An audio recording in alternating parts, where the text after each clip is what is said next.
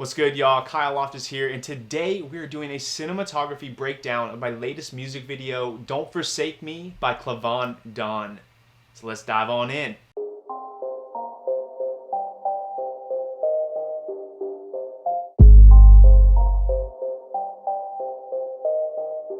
When I die, Lord, please take me to heaven. The way that I've been living, I ain't doing much repenting. Don't make sense going to hell, I'm a goody. I like white Air Forces in my dreamer hoodie all around. Alright, y'all, if you're new to the channel, welcome. I am so happy to have you here. Today we are doing a cinematography breakdown. This is the bread and the butter, or perhaps the beef of this channel. You know, breaking down how exactly I think through and create the videos I do. How do I light them? What are my camera settings? What cameras and lenses am I using, etc. So I am sharing with you all of my knowledge and journey and experience and so much more in each and every one of these videos. So be sure to check out all of my past cinematography breakdowns if you want to continue to learn and grow as a cinematographer. Now, if you've already been to this channel, I'm sure you're annoyed. Let's get into the details. So let's do it. So first and foremost, in brief, the song Don't Forsake Me is essentially, you know, Clavon is going through and talking about the failures and problems and issues he's faced just as a general person, as a human being in this world, you know, and pleading for the Lord, you know, don't forsake me. And it's really as simple as that. And so we wanted to create a simplistic music video with compelling imagery, visuals, and colors that really created a mood, made the audience feel something. Again, if you watched any of my past videos, I talk about doing everything with intention. So the lighting, the color, the shooting style, what frame rate you're using, the focal length, all of that needs to be taken into account when you're creating a scene, when you're shooting a shot, because it's going to affect and influence how your audience takes in that information, how they react to what they're viewing. And with that being said, going over specs really quick and briefly, for this we used an Ursa Mini Pro G2. That was the only camera we used, and that is EF mount. We shot almost everything at 23:9:8, built for a 23:9:8 timeline. And the only things we shot in slow-mo were at 60 FPS. We didn't use any 120. Lens-wise, we used a 24-70 by Tamron with image stabilization and f2.8. Additionally, we used a macro lens for a couple shots, and that's a Canon macro, image stabilization f2.8. And then finally, we used a Sigma 18-35 f1.8 for, I think, 2 shots just to get some wider angle looks. And that's it, guys. That's camera and lens wise what we used, setting wise as well. Now getting into the goodies, what did we use lighting wise? Woo, I love lights. So first and foremost, our main key light for this project was an Aperture 300D Mark II, but my favorite lights of all for this video were the Nanlite Pavo Tube, I'm not sure which way you say it, but these Pavo Tube 2 6Cs.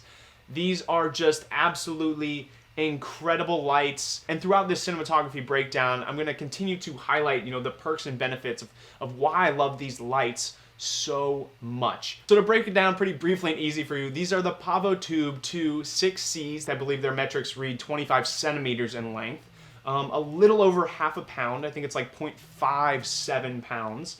It's RGB spectrum. You can create up to 36,000 different colors. 36,000 different colors through changing the dim, the hue, and the saturation on this light. And so, again, you know, dimming, I'm changing the dim for you right now. Additionally, what I love about this too is it's got special effects mode. So it's got over 15 different special effects. As you see, I'm changing the hue right now.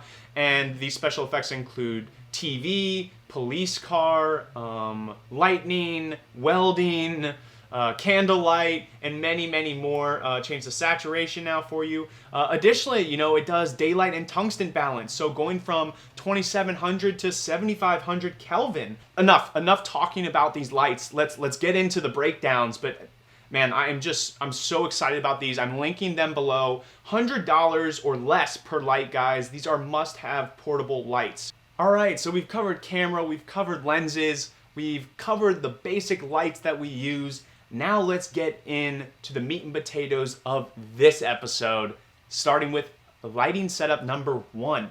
So the first lighting setup that we did was a simple top-down look. For this, we wanted to create a really eerie, ominous, and just moody look. And so I noticed that in this rundown warehouse, there was a, fluorescent light system right above us, but it was just broken and crinkled to shit. And so what I decided to use is throw 3 Pavo 6C tubes up there and set them to bad bulb mode. And then we actually did another recording on welding because I found that was more reflective and efficient of like a bad fluorescent light. That's just my opinion, but we used both of those to then simulate like a bad, worn down, dingy old fluorescent light above his head.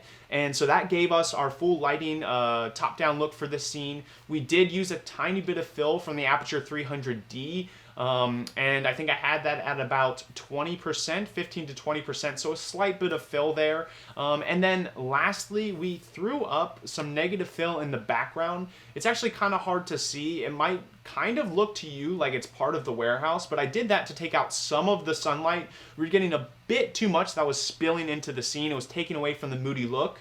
But I didn't raise the C-stand all the way up. I didn't want to flag it all the way up. And the reason being is I liked having that little bit of light in the top corner for some of these shots. Again, that creates more depth, more separation. In one of my previous episodes, I talked a lot about backlighting, the power of backlighting, and how that really makes your images much more compelling and cinematic. You're going to see that with a lot of Hollywood films. Notice how much they use backlighting over every other style. So that's a little bit of homework for you to do. Watch some films and notice the backlighting and how it makes things more cinematic and adds depth to the image. So that was scene look number 1. Now scene look number 2, we did with just an Aperture 300D, and we threw some CTB gel on there. I hate when that freaking screensaver does that! Okay, we're good. So then we used 2 layers of CTB gel on top of that 300D, and that gave us a beautiful moonlight look here. Again, we're trying to emulate in this scene a homeless man kind of being lost in his ways, alcoholic, dealing with drugs, and sleeping out in the streets. And so this moonlight look gave us that feeling that he's kind of in this dingy, rundown alley, or again, a homeless man could find a warehouse too, something like that. So gave us a beautiful hard look there. And again, now we're starting to implement the color to influence and set the mood and the tone, right? So we've got this cool, dark, eerie, unsettling feeling going with this color, the moonlight look, the setting in the environment we created. And that's really it, guys, for that. What's really, really nice is we were able to move so fast and efficiently because we only had a single C-stand and the 300D. We didn't have to move our C-stand with the negative fill. We just moved the C-stand with the 300D, locked it over there, and we just turned the Pavo tubes off really quick. Pulled them down. They all stuck up top together because they're magnetic, which is just amazing.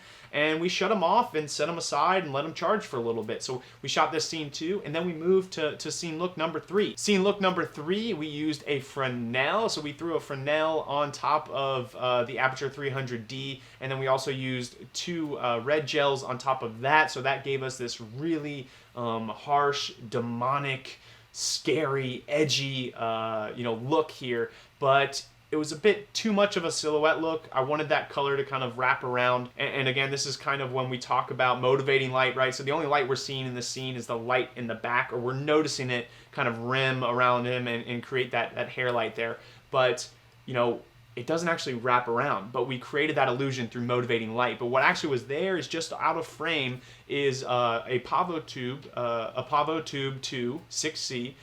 We had that on a red hue, full saturation, I believe about 30 to 40% for dim, and just using that for a little fill on the side that's facing us, as we were dealing with a profile look.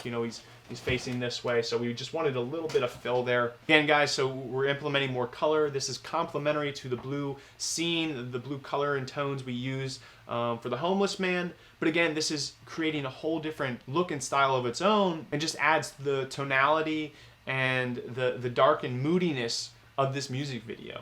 The fourth scene of this music video, we didn't use any lights. We just used natural daylight and filmed it outside. So that was our fourth scene. Not going to talk much about that. Yeah, shot it as is.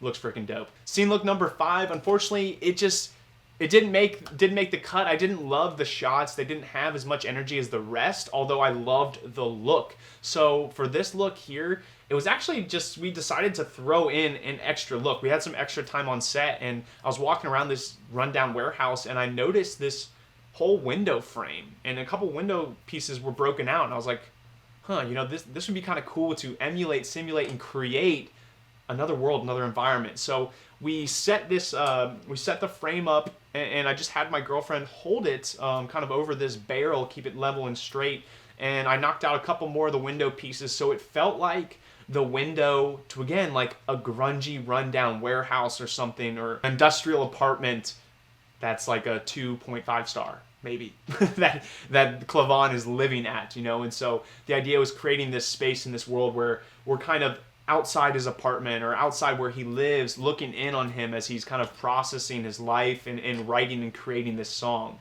And again, you know, I wanted to make this a bit more cinematic than just a standard key light. So we had our key light way up top, coming down to 45 to create a beautiful, again, moonlight look. We're using 2 CTB gels here just to create some beautiful blue light. But I wanted something else, right? I wanted to make it more cinematic. So again, this is where backlight comes in. So we set up 3 Pavo 6C tubes, lined them all up, and locked them together. It seemed like he had just like a tungsten tube light hanging out in his building, right? Like it felt more like a practical and motivating light. And then finally, our 6th look. Originally, we had this set to be just a simple red light top-down look, and he was going to kind of go through a couple different arguments with a girl, again, kind of just showcasing the issue with relationships and the struggles that we all can have with that. But we didn't like the setup. You know, we just didn't like how it looked, and so we switched things around really quick. So we decided to go with more of a classic music video style. We grabbed 4 Pavo Tube 6Cs, and we just lined them up behind him, created some really nice symmetry, put them all on red, and went for some really nice, cool backlight. Now, we did use a key. Again, we used the Aperture 300D with 2 red gels, and we had that on about 20 to 25%, so that was just to light us in the front a little bit. Just wanted a little bit in there so we could definitely see the details in their faces. But the big key factor here was having those beautiful backlights there to really just create a super dramatic and cinematic scene that has a lot of depth as well. And so those are our 6 lighting setups for this music video, guys. That's how we shot, how we lit, how we colored, how we created the Don't Forsake Me video for Clavon Dawn. So again, guys, you know, this video would not have been possible without the Pavo Tube 2 6Cs. I truly want to emphasize how impressed I am with these lights. Again, you know, if you're anything like myself, that at times you're doing one-man band projects. So to give more context to this video, this was shot in Atlanta. I'm based in Orlando, Florida. So this was about a 7-hour drive for me, and the budget was somewhat limited. I'm not going to get into numbers here, but I did not have enough to build out and bring out a full crew. Again, I had my girlfriend come out in PA, and I paid her a nice little rate, and then I had my buddy who lives in Atlanta actually come out and just take some BTS photos for us. Besides that, I had 0 crew, so I knew I needed to be able to move extremely fast and efficiently. Now, doing that with, you know, 2 different light domes, and maybe we're doing a lot of 3-point lighting with a 120D, a 300D, maybe like a Forza 300, right? Like we've got all these big lights that all need a C-stand and all need a light dome or a 4x4 to diffuse them. Like they need a bunch of other grip and things going on to make them function and work.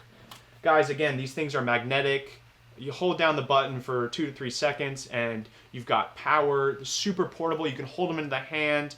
They've got 1/4-inch threads on the bottom, so you know you could lock it right on top of your camera and have it right in front of your camera and go like that. You could have your PA hold it in one of their hands right next to you. I mean, it just, the ability to move so fast and efficiently, it is unbelievable. I mean, I would have to say, on that production day, it took us about 9 hours. If I didn't have these lights, it would have been a 14, 15-hour day just setting up the different lighting environments. You know, these tubes speed ramped our workflow so much. You know, and so what I really love is, again, the size and the portability. Yes, at times you want something larger. You want that 2 feet or that 4 foot look.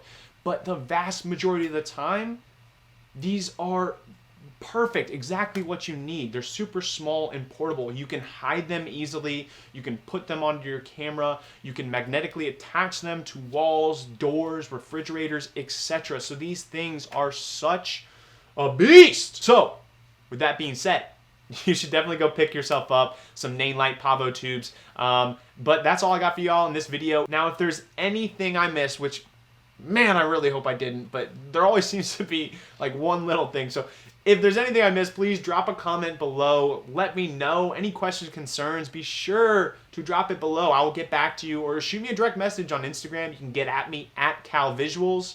Would love to take any questions or concerns you have there. If you enjoyed the video, I would really appreciate a thumbs up and a share. And lastly, I'm Kyle Loftus, and I'm signing out.